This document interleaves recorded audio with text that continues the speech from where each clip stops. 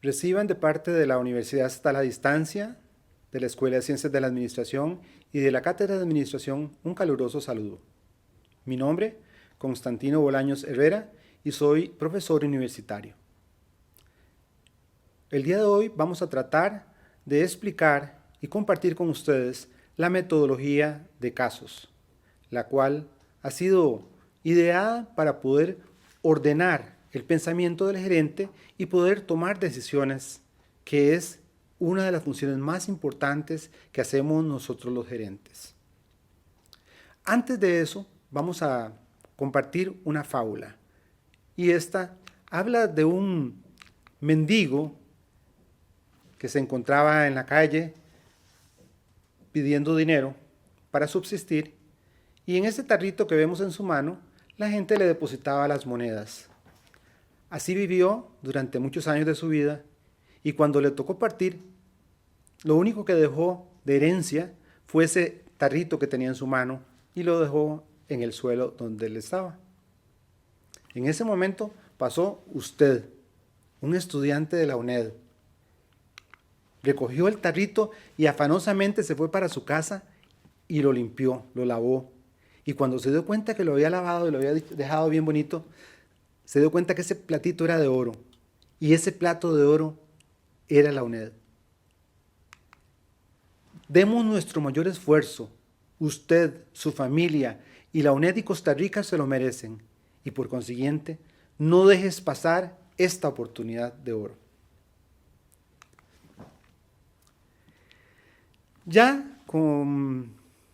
Para comentar sobre el método de casos, vamos a decir que este método consiste en una descripción detallada y exhaustiva de una situación la cual ha sido investigada y adaptada para ser presentada de modo tal que permita un amplio análisis y intercambio de ideas acerca de la misma. Por consiguiente, es un medio de aprendizaje.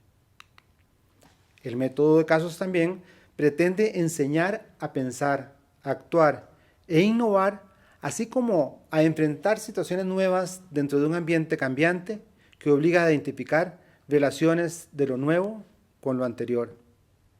Este método no pretende enseñar verdades. Su fin es enseñar al futuro gerente a pensar ante situaciones nuevas. El objetivo final del método es que el estudiante y futuro gerente, a la luz de los datos obtenidos, encuentre una solución adecuada para determinada situación. El método de casos da especial importancia al hecho de que los estudiantes y futuros gerentes puedan llegar a conclusiones lógicas, consistentes, que le permitan tomar decisiones acertadas. El analista debe considerar fundamentalmente las evidencias existentes en el problema y no basarse solo en el principio de carácter general. Para que este método realmente sea una fuente de aprendizaje, vamos a decir que debe de cumplir con las siguientes características. El estudiante debe compenetrarse en el caso y, usando su imaginación, determinar los modos de actuación que exigen las circunstancias del problema. Debe además aislar la barrera del espacio y del tiempo hasta el punto de que se llegue a sentir parte de esa situación, de ese caso que estamos planteando y que se vea como un participante más del mismo. El esquema general del método de casos lo van a constituir 5 elementos fundamentales, a saber, hechos relevantes, problema central, análisis, alternativas de solución, la cual va a incluir ventajas y desventajas de cada una de las alternativas que pongamos, y como punto número 5, hablamos de la solución, la instrumentación y las recomendaciones. ¿Qué son los hechos relevantes? Los hechos relevantes son aquellos acontecimientos o situaciones que se nos presentan de la lectura del caso y en las cuales se encuentran las causas y los efectos del problema. Van a ser intuidos básicamente de la lectura del caso y van a ser determinados por ustedes. El punto número 2 es aquella situación que, como si ustedes tuvieran una varita mágica, si lo pudieran desaparecer, todo lo que nos plantea el caso se pudiera convertir en una fortaleza. O sea, el problema central es aquel que soluciona y resuelve todos los otros problemas secundarios. Decimos nosotros que debe ser sintetizado en 3 renglones o menos. ¿Para qué? Para lograr que esa posición sea bien concreta y podamos dirigir como gerentes acciones específicas o estrategias específicas para resolver el problema central. El análisis debe tomar las evidencias y explicar por qué se presenta el problema central, interrelacionando los hechos con acciones de la situación que presente el caso. Básicamente, el análisis va a responder a la pregunta: ¿por qué surge el problema central? En el punto número 4, alternativas posibles de solución, se plantean las diferentes opciones, caminos posibles para resolver el problema central. Cada opción de solución debe evaluarse para determinar si efectivamente resuelve el problema central, y para ello se deberán indicar cuáles son las ventajas y desventajas de ser tomada la decisión, en caso de que la decisión sea tomada y ejecutada. En el punto número 5 van 3 elementos que la conforman: la solución, la instrumentación y las recomendaciones. En la solución, una vez elegida la mejor alternativa que planteamos en el punto anterior, debe explicarse en forma amplia el porqué de la elección. Entonces no basta únicamente con decir escojo la alternativa número 1 o la número 2 o la número 3, sino que va a ser importante que ustedes justifiquen el porqué de esa elección. En el punto número 2 de este quinto punto, que sí se llama la implementación, vamos a responder básicamente a 3 preguntas: ¿quién, cómo y cuándo debe llevarse a cabo dicha solución? ¿Quién es la persona de esa empresa que tendrá que tomar la decisión, que tendrá que tomar esa bandera para poder solucionar el problema? El cómo lo hará, qué acciones llevará a cabo, qué estrategias planteará para poder solucionar ese problema. Y el cuándo es importante porque nosotros como gerentes debemos de controlar en el tiempo. Así que ese cuánto no es decir lo más pronto posible, en el próximo. Hay que decir tiempo para poder controlar y poder determinar si realmente estamos llevando a cabo la implementación en el tiempo que hemos determinado. Y como punto número 3 de este apartado, vamos a hablar de recomendaciones. Este apartado son esas recomendaciones que complementan la solución ofrecida. Deben ser acciones, estrategias que denoten que un gerente puede ver ese problema y poder garantizarse que con sus actuaciones y las de sus subalternos podamos resolver el problema central. Y a continuación vamos a ver la película de la empresa costarricense importadora Monge y posteriormente yo voy a resolver el caso de esta empresa costarricense. Adelante.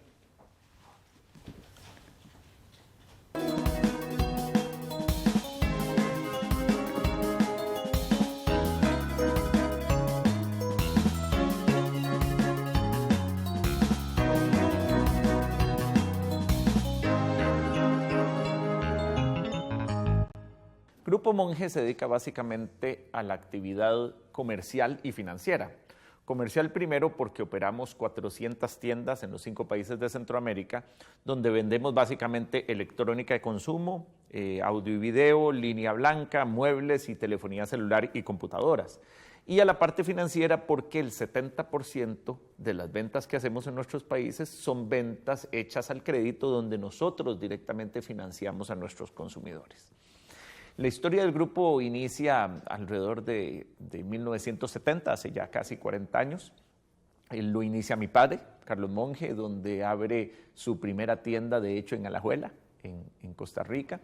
Y lleva un proceso de crecimiento interesante durante los primeros 25 años, hasta 1975 se abren las primeras 40 tiendas. La operación, como todas las empresas, comienza de una forma relativamente artesanal. En 1995 comienza el primer proceso donde se empieza a incorporar un equipo de gerentes de nivel profesional a la empresa, ya a darle un poquito más de estructura. De hecho, con ese equipo de gerentes de 1995 al año 2000, se logra duplicar la cantidad de tiendas que se habían abierto en los primeros 25 años. En el año 2000 comenzamos nuestra expansión hacia Centroamérica, siendo el primer paso Nicaragua. Efectivamente, hoy estamos operando 60 tiendas en Nicaragua con la posición número 1 del mercado. En el año 2004, cuando ya sentimos que Nicaragua estaba suficientemente sólido, tanto en la operación a nivel financiero como en la estructura organizacional, entonces logramos trasladarnos a la apertura de Honduras. Hoy estamos operando en Honduras cerca de 55 tiendas y tenemos la posición número 2 en mercado. Y en el año 2006 entramos simultáneamente a 2 países bajo 2 estrategias diferentes. A Guatemala comenzamos, al igual que los países anteriores, abriendo la operación de cero. Hoy estamos operando 60 tiendas en Guatemala y somos la posición número 3 de mercado, trabajando muy fuerte y creciendo muy fuerte para tomar la posición número 1 el próximo año, en el 2012. Y luego en El Salvador, a diferencia de los otros países, hicimos una adquisición. Compramos al segundo operador de mercado, Almacenes Prado, y efectivamente a partir de eso hemos estado operando cerca de 50 tiendas en El Salvador. La suma de todo eso nos da 400 tiendas en este momento en Centroamérica. Nuestra misión arranca con somos una empresa familiar. ¿Y por qué arranca con eso? Porque efectivamente creemos que las empresas familiares tienen ventajas importantes que deben ser explotadas. Una de esas es que efectivamente la empresa familiar genera una relación mucho más estrecha entre el accionista y la empresa en sí. Y eso le permite al accionista entonces tomar compromisos de largo plazo que son muy relevantes en el desarrollo estratégico de un negocio y que es mucho más complicado en empresas, ya sea públicas o empresas donde el capital está atomizado en una gran cantidad de accionistas. Y uno de los valores fundamentales también que tenemos es la solidaridad, donde efectivamente tenemos un principio y una definición muy nuestra de qué es solidaridad. Y creemos que la solidaridad no es una opción, es una obligación de las personas que hemos tenido oportunidades en la vida con aquellos que no las han tenido. Porque efectivamente creemos que, sobresimplificándolo, el desarrollo de un país no es más que la sumatoria del desarrollo de cada una de las familias que conforman ese país. Pero lastimosamente ese grupo de familias que conforman un país los podemos dividir en 2. Las que hemos tenido oportunidades en la vida, que hemos tenido oportunidades de estudiar, que por nuestro propio esfuerzo podemos ir mejorando y progresando y dándole un mejor nivel y calidad de vida a nuestras familias. Y los que no han tenido esas oportunidades y que no han podido, si queremos ver el desarrollo como una escalera, no han podido subirse ni siquiera al primer escalón, porque no han podido tener oportunidades de desarrollarse ni de estudiar.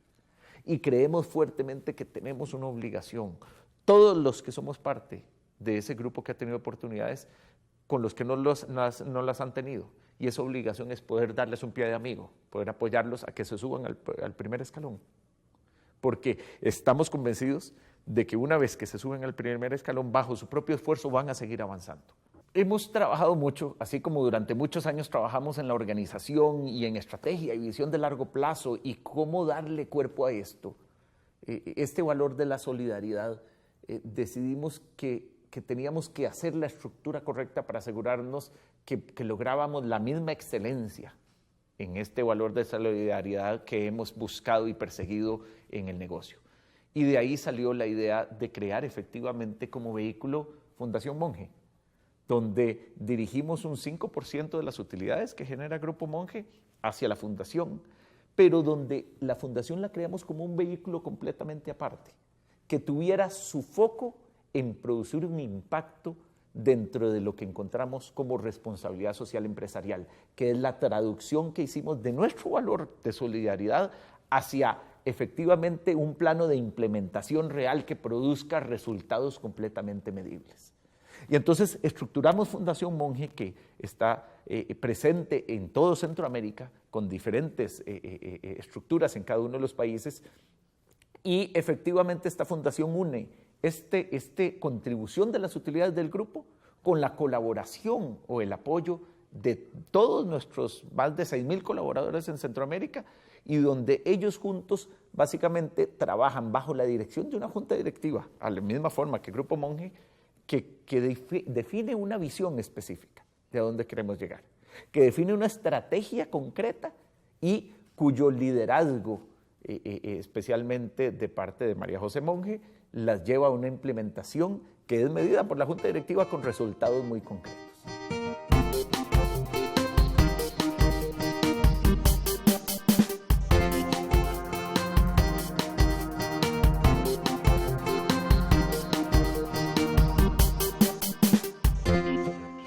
El trabajo de la Fundación comenzó en el 2006. Comenzamos con un programa de becas orientado a un objetivo muy específico, y es apoyar a los ministerios de educación de cada país en erradicar la exclusión educativa tan profunda que se da en los países de Latinoamérica. Decidimos comenzar en Costa Rica, porque de hecho fue el país donde comenzamos nuestras operaciones, tuvimos nuestras primeras tiendas. Comenzamos con 100 estudiantes. Estos 100 estudiantes los buscamos a través de nuestros administradores de tienda, que se convirtieron en los mentores del programa.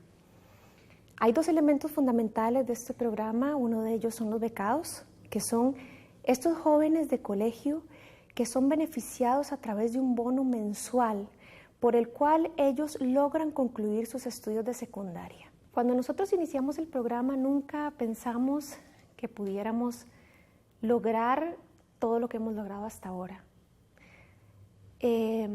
Los jóvenes que nos han acompañado en Costa Rica, que comenzamos con 100 estudiantes en el 2006, actualmente tenemos 500 estudiantes en Costa Rica, casi 400 estudiantes en Nicaragua que son niños, y en Honduras tenemos casi 200 niños en todo el país. Vamos para Guatemala y El Salvador con 100 estudiantes en cada país, para concretar este año con 1.500 niños y jóvenes becados en toda la región centroamericana.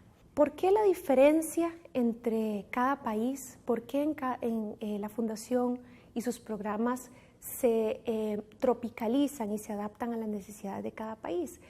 Conocemos muy bien que cada país de Centroamérica tiene un desarrollo no solo educativo, sino económico diferente. Por eso la importancia de entender cuál es el momento de exclusión educativa en cada uno de los países donde se encuentra la Fundación.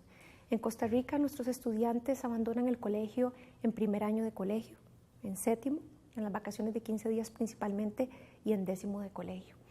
En Nicaragua y en Honduras abandonan en primer grado de la escuela. Por eso es muy importante que nuestra beca se adapte a las características de cada país. Nosotros aspiramos a lograr para el 2015 1,000 estudiantes en cada país donde la Fundación tenga operaciones. Estos serían todos los países de Centroamérica. Como recalqué anteriormente, es indispensable entender que este programa es materializado a través del trabajo de los colaboradores. Nuestros colaboradores buscan a los becados, son validados a través de una trabajadora social que hay en cada país, y el objetivo de nosotros es continuar apoyando a nuestros colaboradores para que ellos desarrollen el programa, que cada uno de nuestros colaboradores en todos los países donde tengamos presencia del Grupo Monje tengan a su becado, puedan apoyarlo y llevarlo de la mano hacia ese futuro que él tanto anhela. Nuestros deseos son esos, nuestros deseos son que creemos y desarrollemos una sociedad donde haya un compromiso real de los seres humanos, no solo como empresa, sino como seres humanos. De que si yo tengo la posibilidad de tener un plato de comida y una casa, tengo la obligación de compartirlo con alguien más. Y si mi empresa o mi comunidad me lo permite a través de organizaciones o fundaciones, todos debemos de ir, todos debemos de participar y crear ese compromiso y desarrollarlo en los países de Centroamérica que tanto lo necesitamos y ojalá en todo el mundo si se pudiera. Pienso que hay elementos importantes que hay que tomar en cuenta para poder desarrollar realmente una política de país, porque al final y al cabo todos estos programas de desarrollo social deben de convertirse en política pública, ya sea comunidad, gobierno, bajando de eso a gobierno local, pero poder entender muy bien cuál es esa jerarquía de funcionamiento desde mi propia comunidad, desde mi barrio, para poder entender cómo poder desarrollar cualquier fundación o cualquier organización en programas sociales, convertirlo en política pública. ¿Cómo se podría hacer?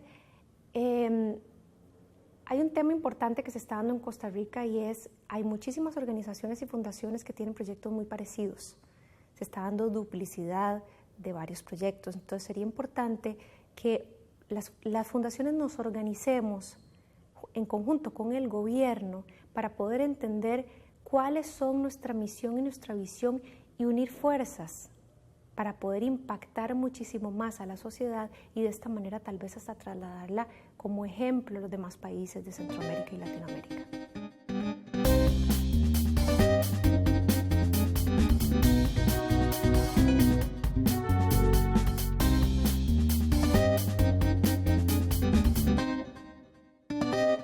Utilizando el método de casos y con la información suministrada, ¿cuál creen ustedes que pueda ser las acciones que pueda tomar la Fundación Monge para impactar en mayor grado a la población a que ellos sirven?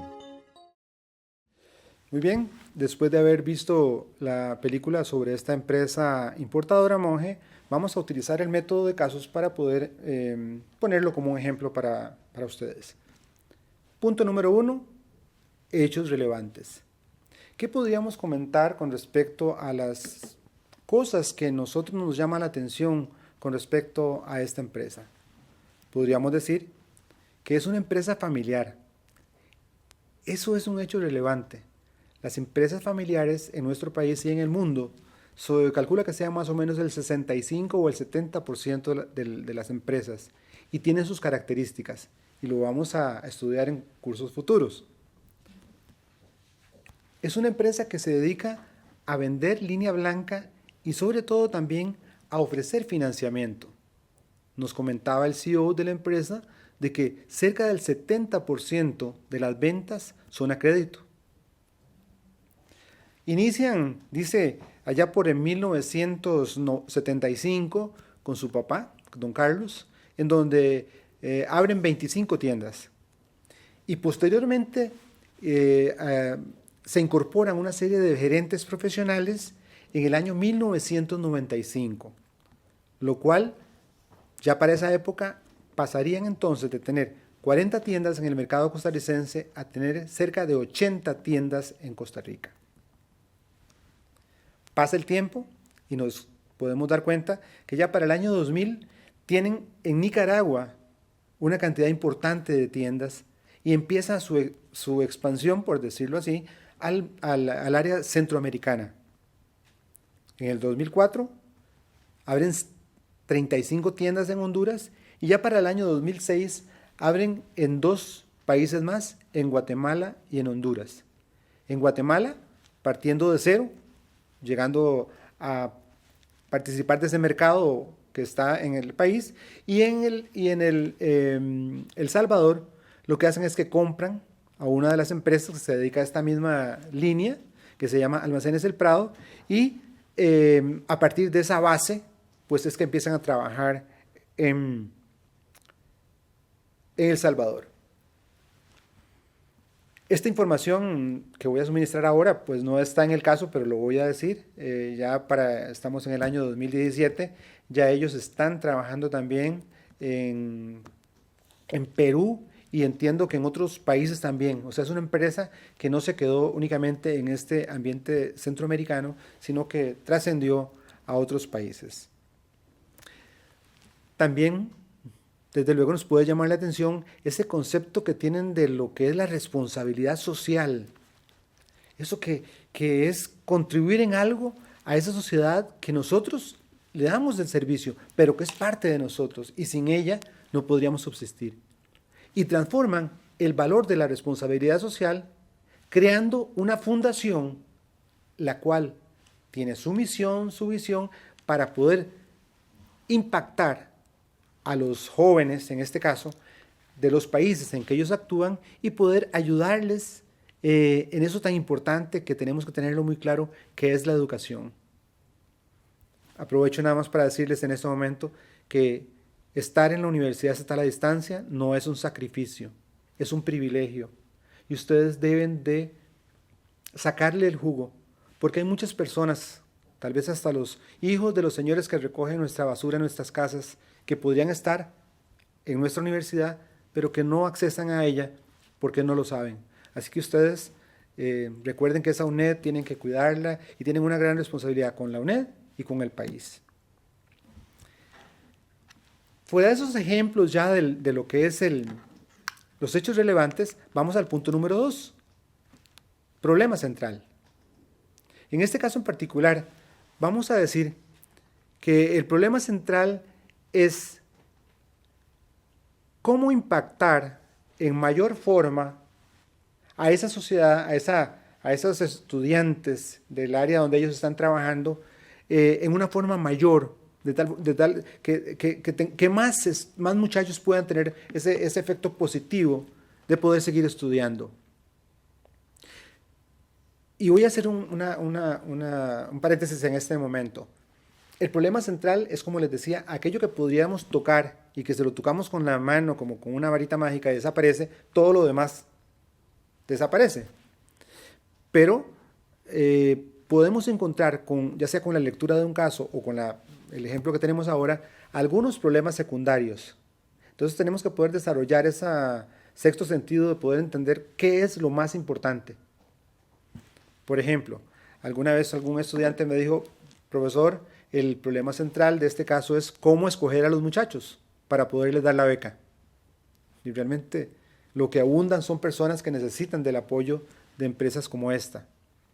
Entonces, ese sería un problema secundario, ¿verdad? Entonces, tratemos de encontrar ese problema que afecta, que impacta totalmente nuestra empresa. Decirlo por su nombre: la competencia, la llegada de productos sustitutos, la nueva tecnología, cambio en las leyes, etcétera, de tal forma que puedan afectar directamente a nuestra empresa. Dicho esto, entonces, y establecido el problema central como lo indicaba, entonces vamos a pasar al tercer punto, que es el análisis. El análisis que va a consistir en preguntarse por qué surge el problema central. En este punto en particular, no se trata de contar la misma película, ni mucho menos, sino decir cuáles son las causas y los efectos que podemos establecer de ese problema que hemos descubierto en la empresa. Y de esa forma vamos a poder responder a esa pregunta del por qué surge el problema central y lo vamos a transformar en ese análisis. En la vida real vamos a tener que buscar información sobre los problemas que estamos resolviendo y el gerente tiene que tener mucha habilidad para ello y buscarla de tal forma que otra vez pueda ayudarle a comprender y a poder establecer las mejores estrategias para poder afectar al problema central que tenemos. Como punto número 4, vamos a hablar de las alternativas de solución.